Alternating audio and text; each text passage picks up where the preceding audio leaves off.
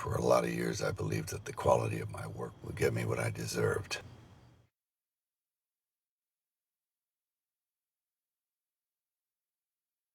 At the point at which I'd finished Bone Tomahawk, I was thinking about what I was going to do next, and I was trying to get Brawl and Subblock 99 set up. And as a big fan of crime fiction and those sort of stories, I started thinking of what became Dragged Across Concrete. And when we were trying to figure out what would be his third film, he sent me this script, and I read it right away, and I said, oh my gosh, we've got to make this right away.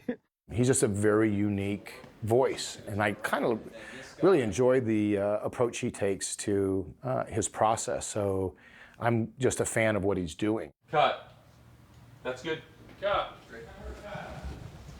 Thank you, sir. Okay. So let's get you in the closet. Well, the interesting thing is, so the first of these three that was written was Brawl and Subblock 99, and that was written originally for someone else to direct and star in, and that was a contained piece. And Bone Tomahawk was written for me to direct, and I wrote that shortly after Brawl and Subblock 99, and this was 2011, and it took a while to get Bone going. And so really, I've written a lot of stuff since then. 3, if not 4 novels, and probably about 9 other screenplays. So, you know, you obviously develop and see what you're more interested in. Craig writes like a novelist. He writes his screenplays like a novelist, and they're very long and probably more dense than a traditional script. In general, my writing process is I start at the beginning, I write to the end, and I do everything in order. And then I'll start refining it, but it's not very different. The opening sequence of the movie and in the final shooting script did not sentence to land on the most interesting word. How do I make this paragraph-long sentence flow? But the first draft of it is essentially the movie you're watching. The dialogue isn't as crisp, and the opening scene didn't exist. You know, Zahler has a very unique way of writing. I would say it's a style of his own. And I read the script, and I dug the script, you know. And it wasn't like a regular script. I was kind of reading and going, what is this? It was more kind of like a book. Yep, let's go again, and action. I'm here to talk with Friedrich, or Freddie if you prefer. And who can I say is that? Tell him Richmond is here. I'll go and see if he's available. I'm sure he is. And it was intriguing, you know, because you think, well, what are these guys doing? He wasn't spoon-feeding everything, and it was just, you know, it kind of followed its nose. It was languid, but I don't know, I thought it was compelling and interesting. You know? So I think that's what draws the actors and other people in the industry to his scripts. And then being able to see his directing come through in the actual production is just the icing on the cake. In terms of the cast of this movie, it really began with the relationship that I forged with Vince Vaughn on Brawl and Subblock 99, which was terrific. Zahler I've always been a fan of. I saw that Bone Tomahawk, which I thought was really cool and very different than what people were doing. And then I had a really good experience doing Brawl with Craig. We had a terrific experience making Brawl together. It was a very hard shoot, but the actor-director relationship was great. And he had the relationship with Mel Gibson. So when this movie came to me through Zahler, they also said that they were going to go to Mel. He liked Mel for this part. What happened was, in my original conception of the piece, Anthony Lurisetti and Brett Ridgman were both a little bit younger. But as soon as I decided that I wanted Vince Vaughn to play Anthony Lurisetti, I knew that I really appreciate working with Vince. He's the team leader when he's on set. You know, he keeps everyone's spirits up. And he's, I don't know, he's the activities organizer. You know? If you're on a cruise ship, he's like, hey, let's play shuffleboard, everyone. That's where we just see the whole calamity of this story. You won't mind a little bit the pain and the movement in between, right? That stuff's so good. You like that? Stuff's great. Yeah, but just the breathing. And I'm sort of playing real fucking like, fuck. Let's go. You know, like I'm actually like, normally I'm cool with seeing people die and shit. The whole time I said there's one scene where you're not cool with it. You're cooler good. with your own death than this. Yeah, okay. All right. And Mel had been familiar with some of my scripts that were kicking around. I had a Western that I tried to get to him at a certain point. So I think I was on his radar for a while. And Mel read Dragged Across Concrete, sent Vince a message, and made very flattering comparisons to Don Siegel and Sam Peckinpah, 2 of my heroes. And I spoke to Mel one conversation, a really long conversation about more filmmaking than this specific piece, but this specific piece, and he was on board. Mel Gibson comes to set every day, the consummate professional. He is always ready to go. He's focused. He's intense.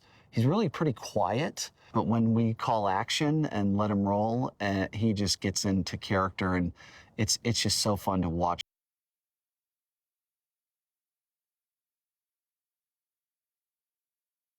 We are unabashedly independent.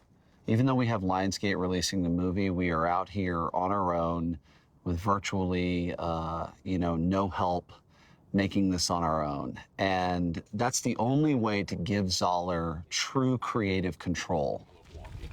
Okay, so let's do a rehearsal, folks. And so what we're most proud of as producers is the ability to create a sandbox for Craig Zahler to make his castle in a way that there's not a bunch of outside voices weighing in on people. And then you draw the gun from behind, target there, get off as many shots as Rick says that you can. He's a very visual guy, and it was like that for me as I was reading. I could see these images. They were just coming. He's also very descriptive. He's very detailed. In a way, he's like a great novelist, but stylistically, his own animal. This is my third film with Craig Zahler, the director, and this script was one of the most complex he's written, with sort of interweaving stories and really rich characters. And so when I first read the script, I immediately saw a look and feel and tone in my head and thought that this was something that I had never really read before. A thing that Benji really brings, in addition to very lovely lighting and no small amount of speed, is he's always an artist. And no matter how stressful things get and how rushed things get, there isn't a point where he forgets or he overlooks how these shots are coming together, what the shot says. So for the entire film, it had a good look. Nothing actually stuck out for me.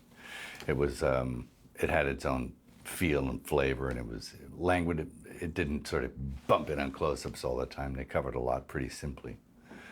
And it was well lit, so long as you're telling a story, so long as you're just able to pick it up, however you get to it, and sometimes simpler is a lot better.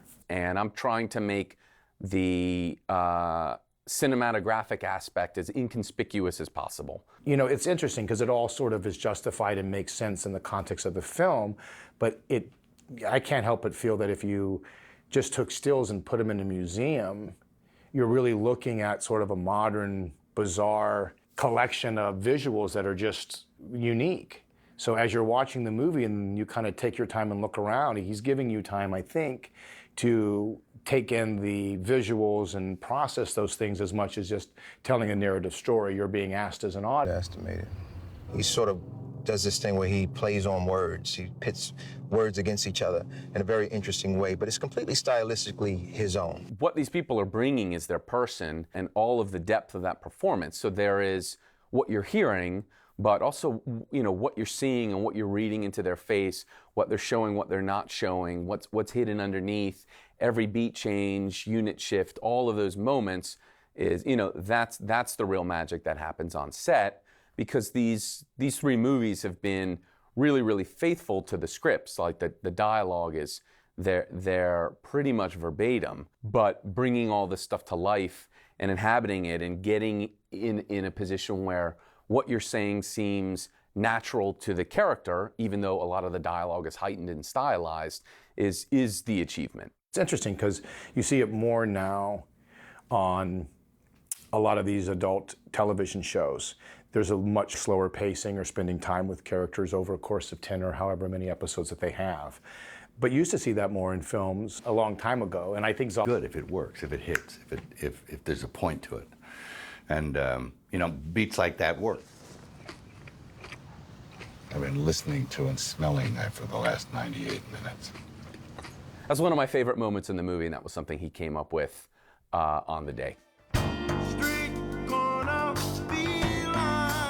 Zahler's really unique to me. He's a novelist. He writes all the songs for his movies. He writes all the original music. My relationship with movie scores is sort of complicated. Because I come at things as a writer first, I believe in the written word. And I have a bottom line philosophy with most movies that are out there. Some exceptions may be being horror and science fiction, but most movies, if you have a good script and good performances, your movie's gonna be good. One of the things, he doesn't want music in his films. And that's liberating for me. Craig and I have argued, debated, discussed use of music in film for a long time. He loves and wants he wants the actors to express themselves on screen without being supported by music to tell the story in place of the acting and the raw emotion that's there. Because I'm a writer, first and foremost, as a novelist and screenwriter, I believe in the material. And I believe that when someone is reading that script, they're gonna have an emotional experience. And someone's reading that novel, they're gonna have an emotional experience. Now add Vince Vaughn, Don Johnson, Tory Kittles, Mel Gibson, Jennifer Carpenter, Fred Melamed, Udo Kier to that experience. It's only going to be stronger. I mean, this is one of the reasons I make movies, because I think it's the most vivid art form. The way he tries to use music is in a couple of ways. One is to have obviously songs, and then these can play diegetically in the film. So you actually hear the song because it's playing on the radio, or you hear the song because it's at the restaurant, or you hear the song because it's playing at the ring shop or the suit store in this one, or on the TV. And in fact, in Dragged, all of the music is diegetic. Everything in this one is playing someplace, is source music. Without a doubt, the most enjoyable part of post-production for me is the part where I just go and write an album of songs which have Harriet. He just sits there and writes the lyrics in real time, and then starts trying to improvise and sing to the tracks that we've made. And then we just edit the stuff together and figure out what sort of works until we have a demo. Some songs he began, some songs I began. There's usually a ton of laughs, lots of failures, failed ideas, and funny things that just, especially some of the lyrics that he's coming up with. But writing an album during post is incredibly enjoyable. And so Jeff came in, we worked for, I think, 4 days, 14 to 18 hours a day. Then he came in a second time, and we wrote. When we wrote songs for Brawl and Cell Block 99, we didn't know who was going to sing the songs. So it was Craig's idea that we would write and record R&B songs and figure out a way to make it happen. And of course we had ideas of older musicians, 70s musicians that we could get to sing them. And we started building a list of possible singers, both from that period as well as modern people that we might approach. There aren't that many great soul acts left. And if there's any actual agenda I have with an interview or a movie, it's like, cherish these guys. There aren't that many of them left. And the OJs, Walter Williams Sr. and Eddie Levert, these guys are treasures and terrific performers. And they had a million hits, but in addition to all those hits and 10 or 11 platinum albums, they're terrific guys and incredible performers. And it's just a thrill to work with them, to be in the studio, hear them sing the lyrics I wrote, and